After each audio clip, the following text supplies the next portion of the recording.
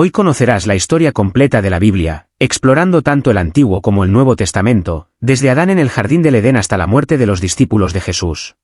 Este recorrido transformará tu perspectiva y te llevará a amar aún más la palabra de Dios, siempre y cuando abras tu corazón a sus enseñanzas. Si encontraras difícil entender la Biblia, este video te ayudará a comprenderla, y al final, estoy seguro de que serás fortalecido y guiado por las Escrituras. Todo comienza antes del tiempo mismo, cuando solo existía Dios, quien ha sido eterno, sin principio ni fin. Él es el creador de todo lo que existe, el origen de todas las cosas. En el principio, Dios creó los cielos y la tierra, y en el sexto día formó al hombre a su imagen y semejanza, y de él creó a la mujer. Adán y Eva eran perfectos, vivían en comunión plena con Dios en el jardín del Edén como cuidadores de su creación. Sin embargo, su pecado llevó a la humanidad a un estado de separación y corrupción. Adán y Eva tuvieron dos hijos, Caín y Abel. Por celos, Caín asesinó a su hermano, convirtiéndose en el primer homicida de la historia. Más tarde, tuvieron otro hijo, Set, de quien surgió una descendencia santa que buscaba a Dios.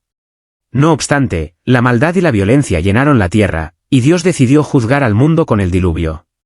Solo Noé, un hombre justo, junto a su familia, fue salvo en el arca que construyeron. A través de los hijos de Noé, Sem, Cam y Jafet, Dios inició las naciones que poblarían el mundo.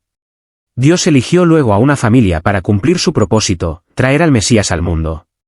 Llamó a Abraham, quien dejó su tierra para convertirse en un peregrino de fe, levantando altares a Dios donde iba. Dios prometió a Abraham que sería padre de una gran nación, pero al no ver cumplida la promesa después de años, su esposa Sarai ofreció a su sierva Agar, y así nació Ismael, padre de las naciones árabes. Sin embargo, a los 99 años, Dios renovó su promesa a Abraham, llevándolo a contar las estrellas del cielo como símbolo de su descendencia innumerable. Dios prometió a Abraham que su descendencia sería tan numerosa como las estrellas del cielo y la arena del mar, pero también le advirtió que su posteridad sería esclavizada durante 430 años. Además, cambió su nombre de Abram, que significa gran padre, a Abraham, padre de una nación numerosa. A pesar de no tener aún al hijo prometido, Abraham tenía 100 años y su esposa Sarai 90 cuando finalmente nació Isaac. Isaac se casó con Rebeca, quien era estéril, pero tras 20 años de matrimonio, Dios la sanó, y tuvieron dos hijos gemelos, Esaú, quien se convirtió en el padre de los edomitas, y Jacob, quien tras su conversión recibió el nombre de Israel y fue el padre de los israelitas. Jacob tuvo 12 hijos y una hija, y gracias a José, su penúltimo hijo, la familia de Jacob se trasladó a Egipto con 70 personas. Allí, en la fértil tierra de Gosén, esa pequeña comunidad creció de forma extraordinaria.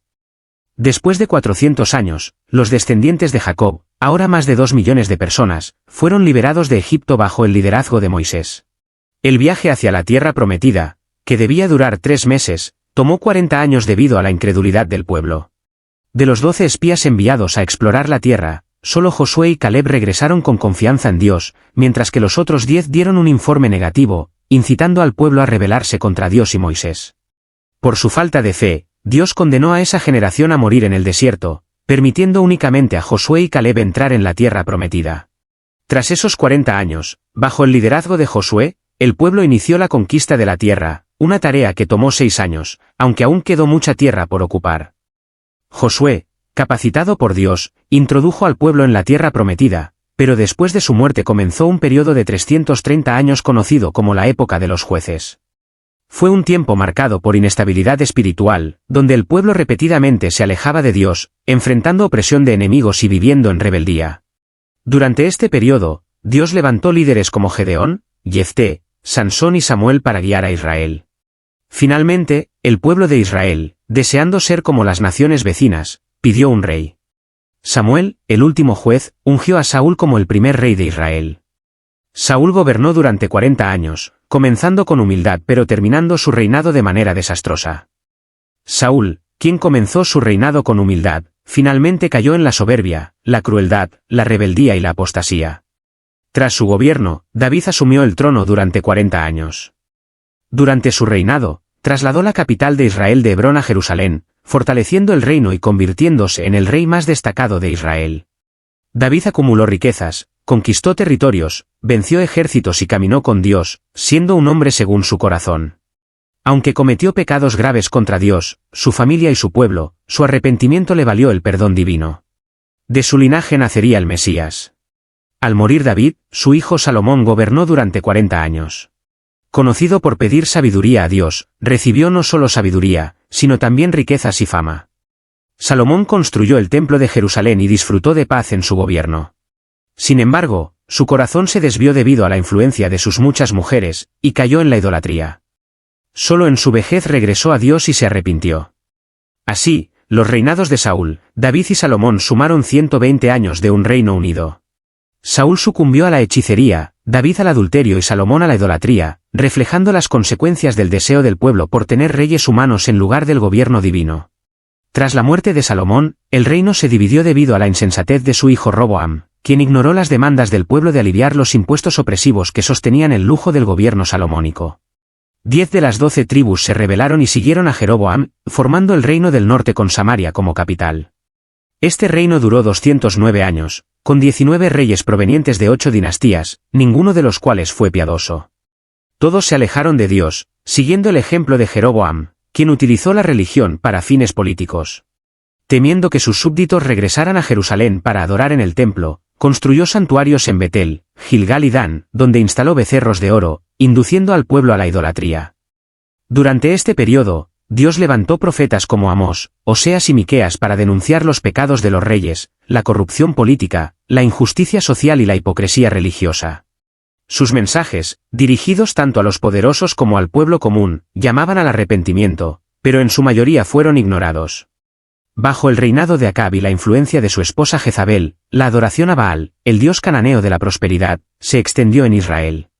En respuesta, Dios levantó al profeta Elías para confrontar esta idolatría y restaurar la fe en el Dios verdadero.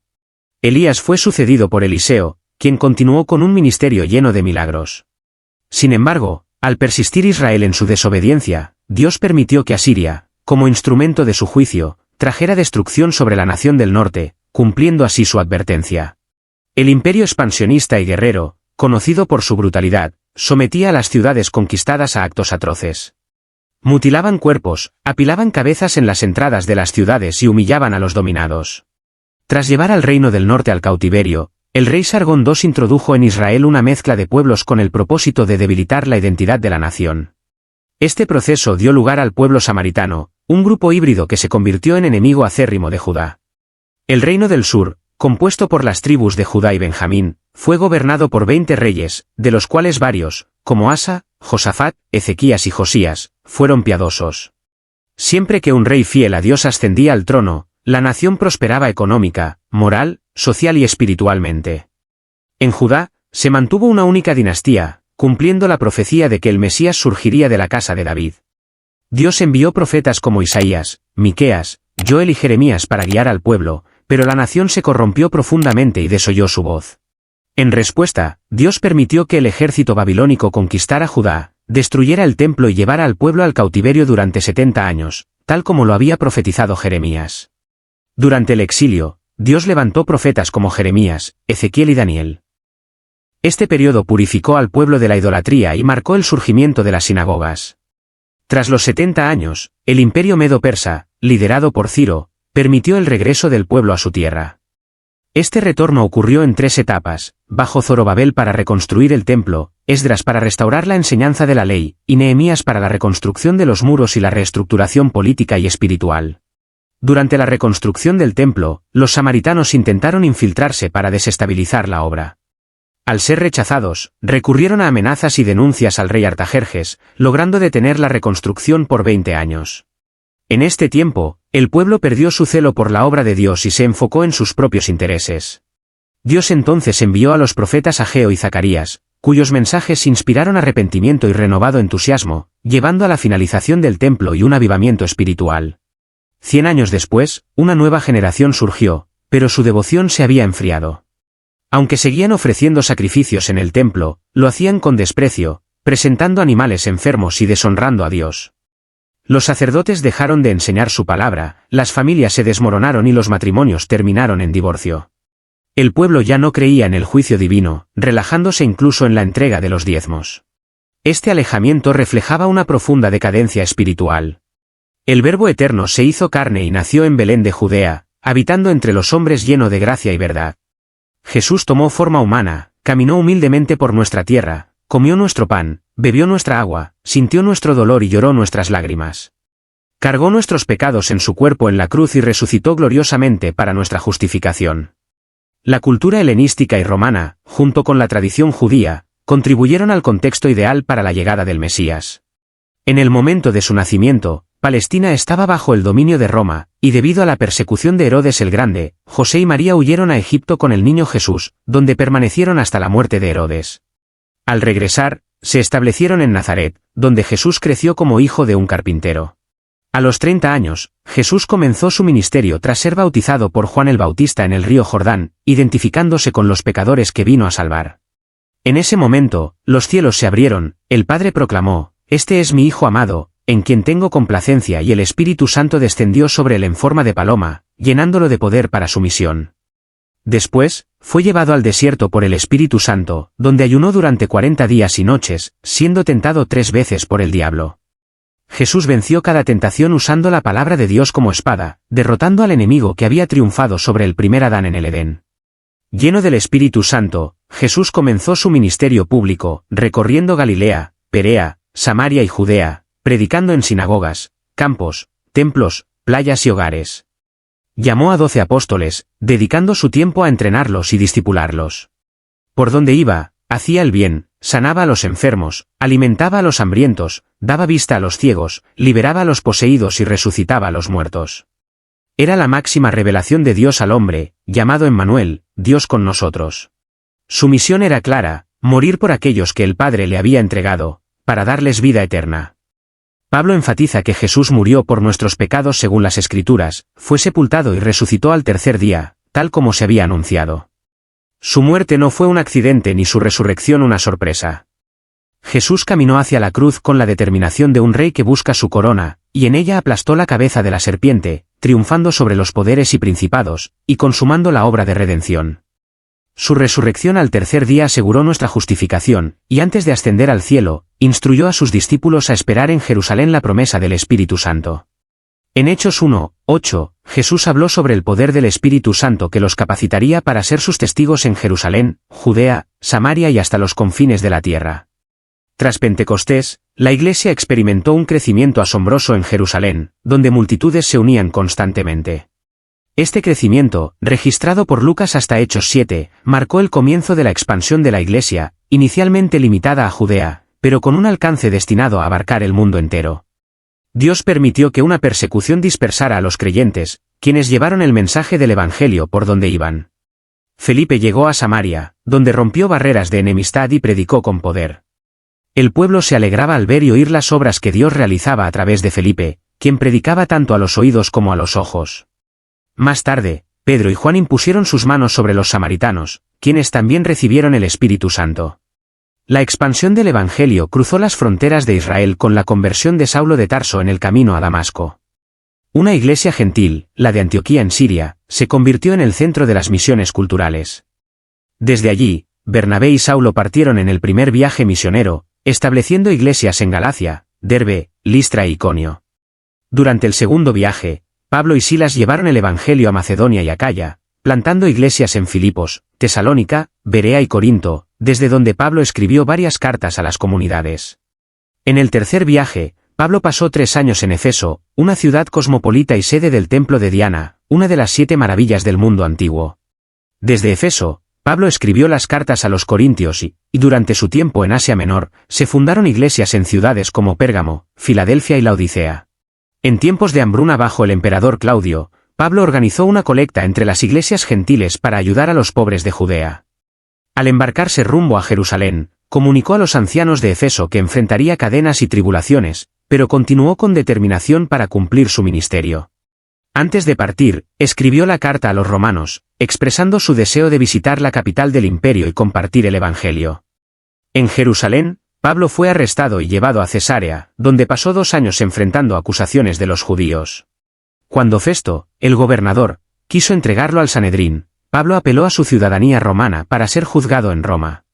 En el viaje, enfrentó un naufragio, pero Dios protegió a todos los tripulantes, y en Malta, Pablo fue mordido por una serpiente venenosa, pero salió ileso y sanó a los enfermos de la isla.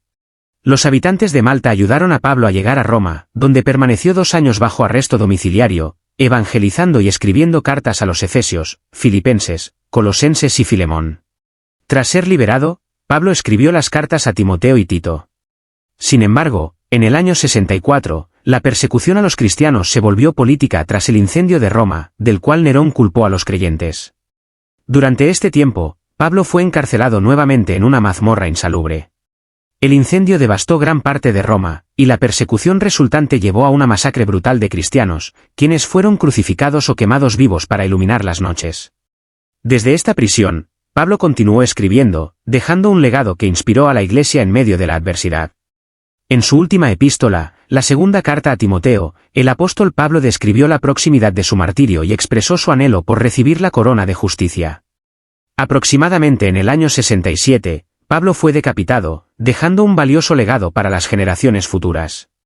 El Nuevo Testamento se escribió en un periodo de 50 años e incluye 4 evangelios: Mateo, Marcos, Lucas y Juan. Los 3 primeros son sinópticos, es decir, presentan perspectivas similares. Mateo destaca a Jesús como el Rey de los judíos y contiene numerosas referencias al Antiguo Testamento, siendo el más orientado hacia el público judío. Marcos enfoca a Jesús como siervo y prioriza sus obras sobre sus enseñanzas, dirigido a los romanos. Lucas, escrito por un médico gentil, resalta a Jesús como el Hijo del Hombre y enfatiza su humanidad y su vida de oración, orientado hacia los griegos. Juan, redactado al final del siglo I, refuta el gnosticismo y subraya la divinidad y humanidad de Jesús mediante 7 milagros y declaraciones. Además, los Hechos de los Apóstoles narran los inicios de la Iglesia cristiana, desde su nacimiento hasta su expansión en Roma, destacando el liderazgo de iglesias en Jerusalén, Antioquía y Efeso, así como la evangelización en provincias como Galacia, Macedonia, Acaya y Asia Menor. Este libro no tiene un cierre definitivo, recordándonos que la historia de la Iglesia sigue escribiéndose y que somos parte de esa continuidad. También se encuentran las cartas de Pablo a iglesias en Roma, Galacia, Efeso, Filipos, Colosas y Tesalónica, además de sus epístolas personales a Timoteo, Tito y Filemón.